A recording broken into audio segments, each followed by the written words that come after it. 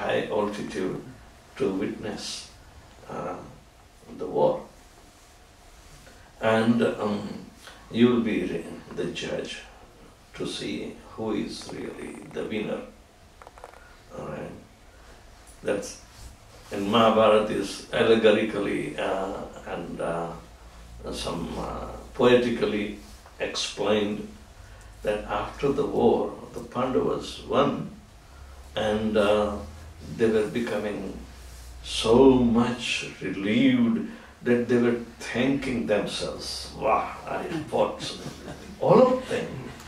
That was another trick of mine. So they were virtually end up quarreling. It's no, it is because of me that we won. Everybody was telling. So Krishna went and said, what's going on? What's the commotion? Huh?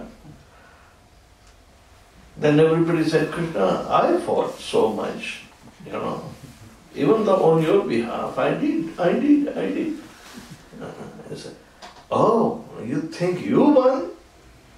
Let's go. I have a witness, he is the judge. I will take you to them.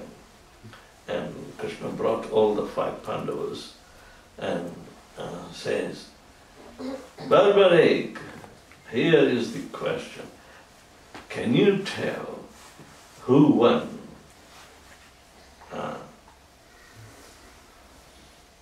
The Yudhishthir, theirs. And Barbaric says, no, they did not win. And Krishna did not take any weapon to fight. So where is the question of him winning? Right? So Barbaric said, I only saw Chandika, Durga Mata, fighting with her 8 hands and chopped up everybody. She is the real winner. And Krishna said, thank you very much, Barbaric. And Pandavas became ashamed because such a victory becomes a kind of a sense of pride for them. But Durga is acting under Krishna's direction. So then they beg forgiveness. So characters are there, but Krishna has to be the center. Even though if we do not have anybody, but somehow or other, directly, if we approach Krishna, it may take some time to be recognized, but Krishna will send somebody in between to help us. So, even though you don't want to imitate blindly, or you want to realize first and then tell something, that's a good qualification. But for the pure devotee to speak as he speaks and do as he does, there is no difference. Because transcendence is beyond imitation, beyond the walking in the footsteps or taking shelter. Transcendence is the ultimate medium to transport us from bodily conception to the spiritual conception. Transcendence. That is the medium. And a devotee is always careful to act on the transcendental level. He has to increase that potency to act on a transcendental level. If he's a manager and association, then he will come to understand what is spiritual management means. That's what Srila Prabhupada anticipated, and you can bring it. How did Prabhupada manage How did Prabhupada did this? How did Prabhupada spoke? Every action, mind, words and activities, all three are congruent, parallel. Nothing is conflicting. That is the nature of transcendence. So, we are told to follow in the footsteps of great acharyas. But if we are not qualified, because we are not yet imbibed with so many virtues of a 26 qualities of a devotee, how to develop, how to cultivate. So these are the three ways. So thank you very much. Anybody has any question? Yeah. Guru Maharaj, Vidur got all the qualities of his father, Vyasdev. Yeah. But Dhritarashtra was also son of Vyasdev. Yes. But so perhaps mother of Vidur was also a devotee, and mother of Dhritarashtra was not a devotee and closed his eyes and against Vyasdev, just like that. No, Dhritarashtra preferred to be austere. His activities were very, very astonishing. Everybody got the knowledge from Dronacharya. Otherwise, Dhritarashtra had so much strength that he wanted to crush by embracing Bhima. He was so angry with Bhima. He had that power to even 10,000 animals, elephants can be crushed. That was the kind of, and he wanted to embrace. But Krishna knew that Dhritarashtra wanted to take revenge when his son Duryodhana was killed by Bhima. So he was angry like anything. So they made a solid iron figure, and here is Bhima embraced, some blind Dhritarashtra embraced that statue made up of solid iron ingot and crushed it to pieces. So, that is not a devotee character. To become angry and to take a revenge, that is not the character of. So he was still blind. He never served the devotees. Rather, he encouraged his nefarious son to act against the devotees.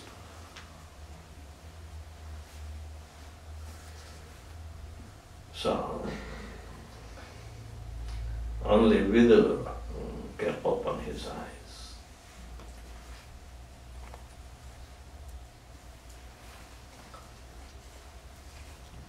Anything else? Yes, Mother. Thank you, Maharaj. In starting, you were mentioning about the point about being prudent, balanced materially and spiritually. I didn't understand that point clearly. Prudent means well balanced in the intellect and mind. Prudency comes from within. What is the meaning of prudent? Being careful and sensitive, isn't it? Huh? Being sensitive over the issue, being careful. Care for, Yeah. right. There is a prudential insurance company in USA. What do they care for? Nothing. Huh? No. But the thing is that they want to satisfy you by allurement. That is not prudent. Prudence is our jurisprudence. They use in law. It is a balancing act. Keeps intellectual and the sentimental aspect of the mind in balance. The sentiments should not be hurt at the same time, act in intelligence. way, the verdict is also given on the best way, then what they call win-win situation. You know that part. And mediation, win-win situation is there. So a person is called prudent if he is well balanced. What is the word actually? Dhira. Dhira, dhira, jana priya, priya karo, nirmatsara upojita. Prudent means being a dhira. Right? So, a person becomes not only knowledgeable, but he uses the knowledge at the time of need without hurting anybody.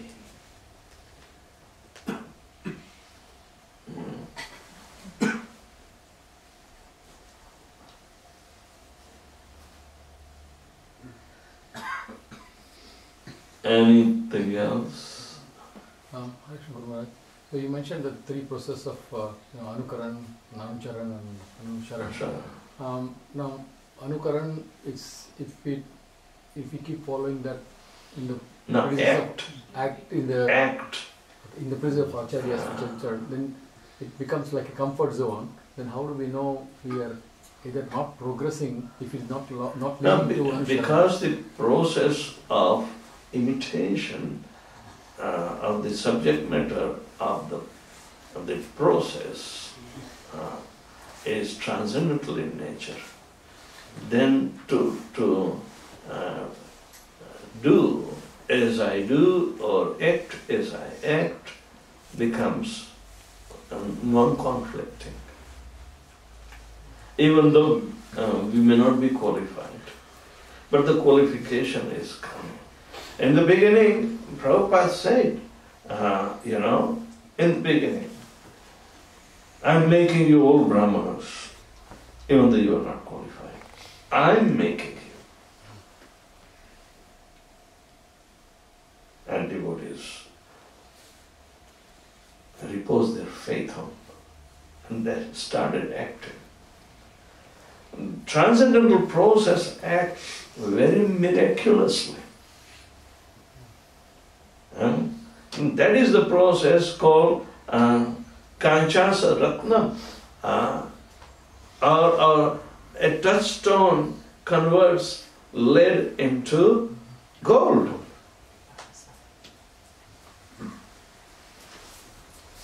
And that is the purpose of pure devotee, to transform, even mentality like a lead, which is poisonous, and transform it into gold simply by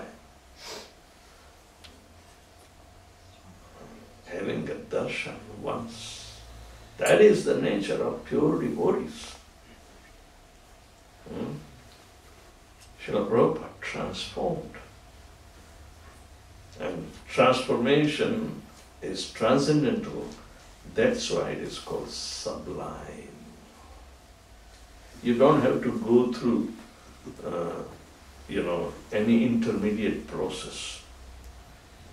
From solid state all the way to gaseous, and you can come back. There is no liquid in between. Generally, anything that you say heat from solid, then it turns into liquid, and then more heat, it will become gaseous.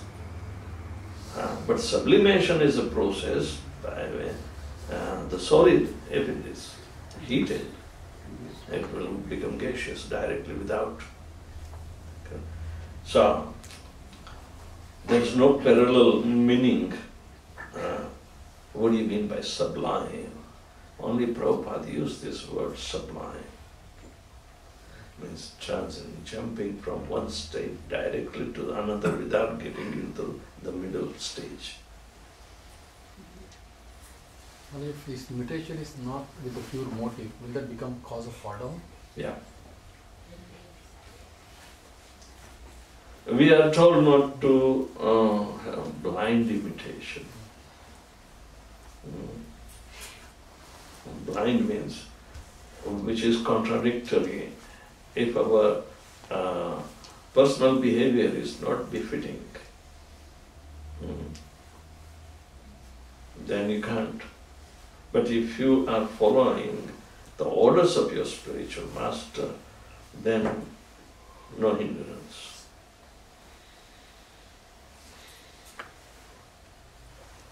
Yes? Hare Krishna, Maharaj. You talk about criticizing others. So I was wondering, how can we control and manage our propensity to criticize others and also criticize ourselves?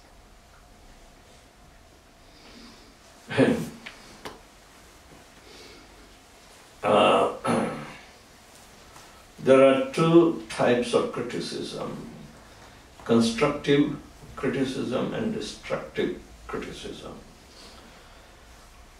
A senior person criticizes a junior to correct him is constructive criticism. But destructive means we take for granted, and if we try to criticize some senior person, then it is destructive because it is blasphemous and it will hurt our own devotional service. So therefore, the first and foremost offense in chanting of Hare Krishna that comes from critical opinion, it is not at all to be encouraged. So, to look at a critical point, says, for example, a critic of a literature. Critic of a literature looks into those who are editors and other things, editing. They look into, say, grammatical mistakes. They look into the thematic mistakes. Suppose writing changes the mood and aim of the theme that the writer is in. If it is deviating from that, then you can correct it. So these are the critical approaches to make something humanly possible, a well-constructed ground. But those who are in the subject matter of transcendental literature, Tattvaga visargo janataga viplavo yasmin pratishlokam abadhavatapahi namani anantasya yashonkitani yat shrunvanti gayanti smaranti sadhava.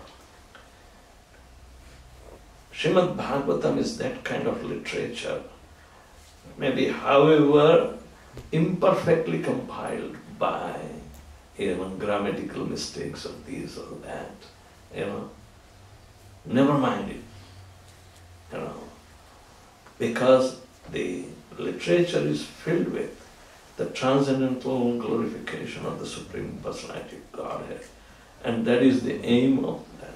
Then that will be very happily heard, chanted and remembered by those who are purified souls.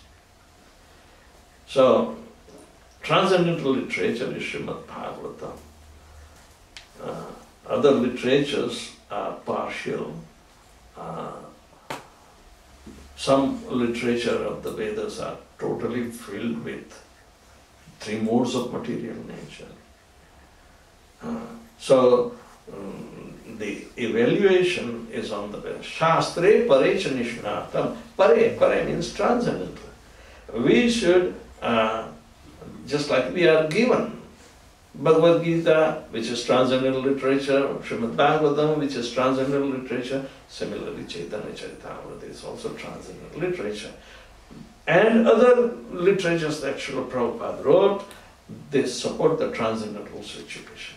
That's why we are having very selected literature out of all the Vedic library. Right? Now, we can't criticize this because of transcendental nature.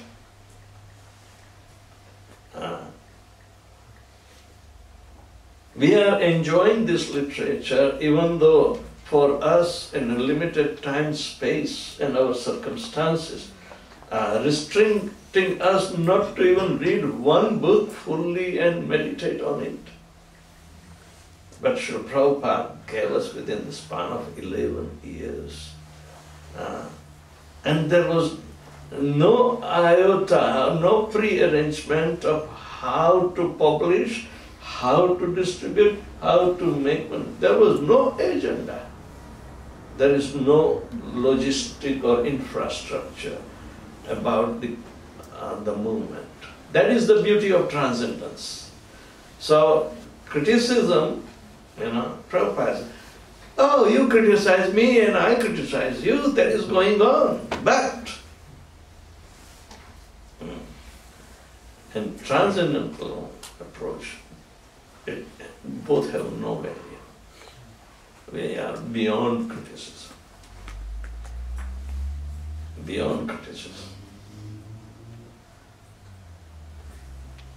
And sometimes in our bodily conception we think, oh, I'm not a pure devotee and I'm still attached to my old ways, So if I try to become a devotee, put up tilak and shave up, and they may criticize. Oh, my friends will criticize me.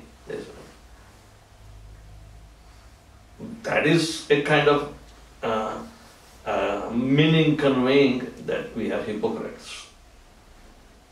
But if we are following four regulative principles and chanting Hare Krishna Maha Mantra, where is the question of criticism? That your previous friends or who are criticizing, they don't do.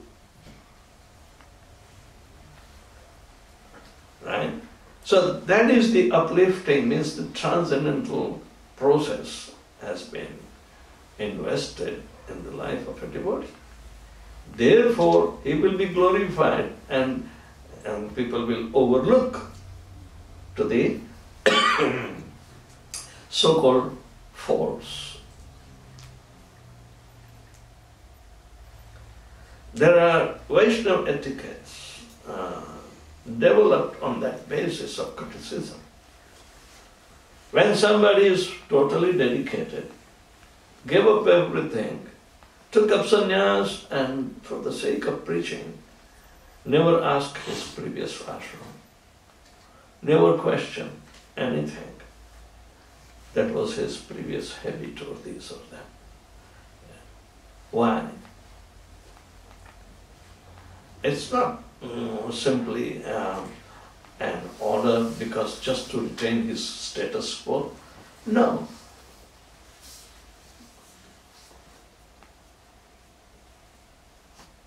But at the same time it is expected. Sannyasi re alpa chidra bahu karimani. If there is some alpa chidra in a sannyas behavior, the tendency for the onlookers will be, oh my God, look at that, he's a sannyasi, he does this, that,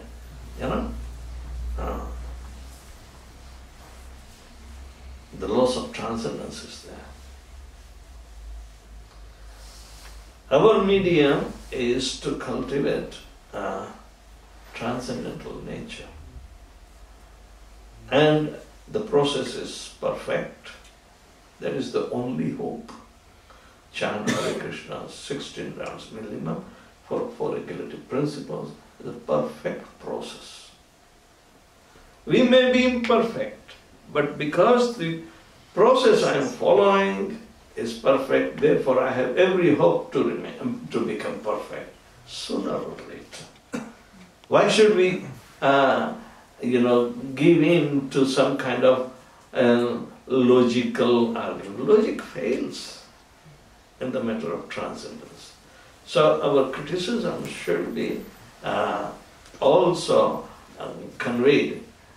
You may convey to your equal, but not to your superior.